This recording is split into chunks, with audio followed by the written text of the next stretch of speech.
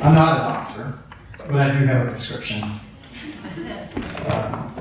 I help people who might be considering business ownership determine if the path is right for them. In the beginning, I used to help anybody that I came across, partly because I wanted to help as many people as possible, but partly because I couldn't discern the difference between who was fit for business ownership and who wasn't. And as time passed, I noticed that there were traits in common with those who were successful. So I thought over the years, as I gained these experiences, I thought it was important to share this. So that's what I've got, is a prescription for success. And I use the acronym DOCS. The first one is determination.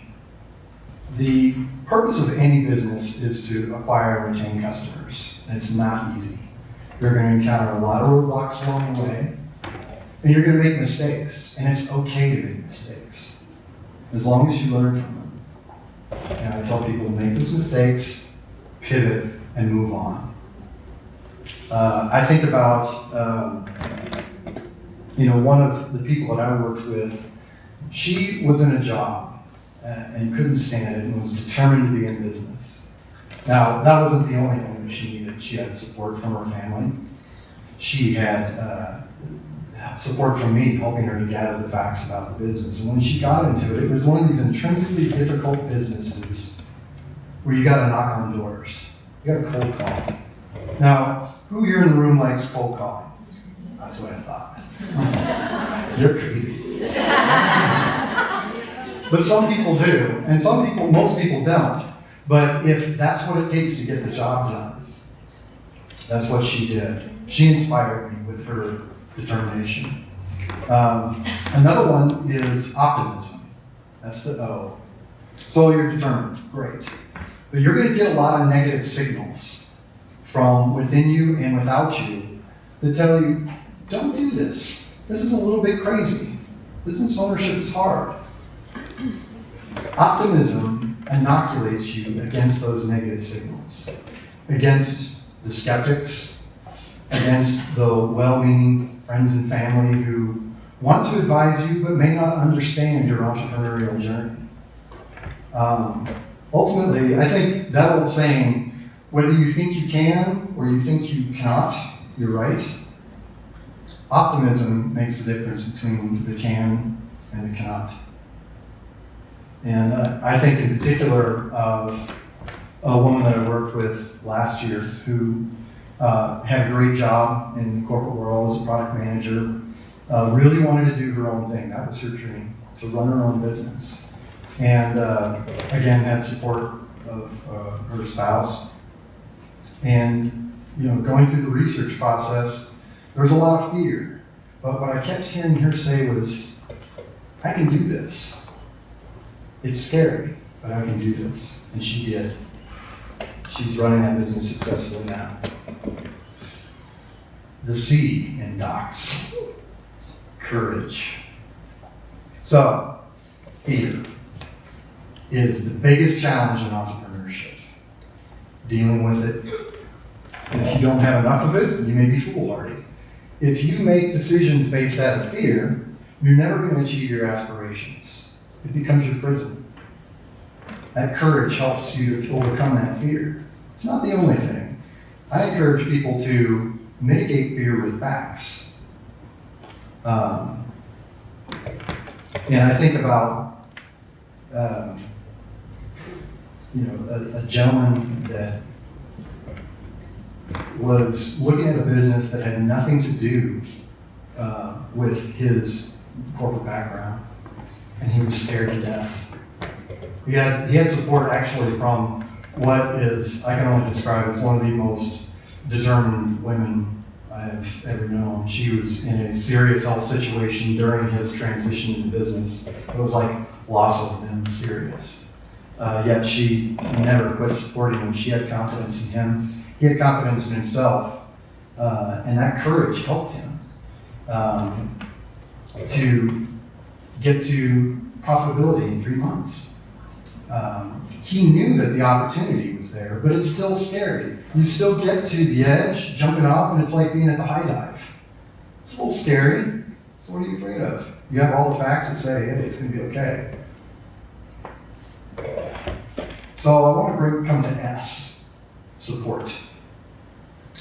I've mentioned it a few times already. You have confidence in yourself, but does your family have confidence in you? Now, I've known exactly 0% of people who did not have family support successfully transition into their own business. It's critical. They need to have support in you. When you think about it, if you're going into business for the first time, chances are you're going to be redeploying capital that you had been investing as a passive investor in other people, in other companies, in cities, countries far away. Now you're moving into active investment. You're investing in yourself. Now, that capital may have been savings, it may have been a 401k, it may have been other things. Imagine the awkwardness when you come home one day and you're getting into business. You're like, okay, I need $100,000 to do this. I've got some in my 401k. And over dinner, you're like, hey, I'm going to, what do you think? I'm going to invest some of this money. What's the first reaction? What? Exactly. Are you crazy? We're saving that for retirement. We're not touching it. Now, the relative merits of that are not part of the discussion, but the point is that you have to have everybody on board. Now, you've heard a lot of really inspiring things today about what you get with support. It's critical. So let's add it all up. Determination, optimism, courage, and support. These are the 4 things that I've seen common. And there are probably some things that are noticeably absent too. But these are the 4 things that I've seen. Now the big question is, well, 3 of them are internal, 1 of them comes from others. Of the internal ones, the big question is, are we born with it? Or is it cultivated? Now, I have a theory. I'm not a psychotherapist either, but I found out that my line of work is very closely resembles it in many ways. I believe that we're born with it. That we as humans are born to struggle and succeed in the face of adversity. But our upbringing and our culturalization takes that away from us. It dulls our edge. How do we get it back? There are a lot of ways. I think, I have my own theory. Different things work for different people, but I think that childlike wonder, if you can keep that, that's the thing that you were born with that allows you to struggle and succeed in adversity. It's the thing that allows you to do something because nobody told you that it couldn't be done. And that's not easy to change. Mentors help, but your mentorship has got to stick if you work on changing your own thoughts. If you can tap into that childlike wonder, or whatever it is that inspires you to do those good thoughts, they lead to good deeds, they lead to good habits, they lead to good character. And that good character leads to a life well lived in pursuit of your calling. Thank you.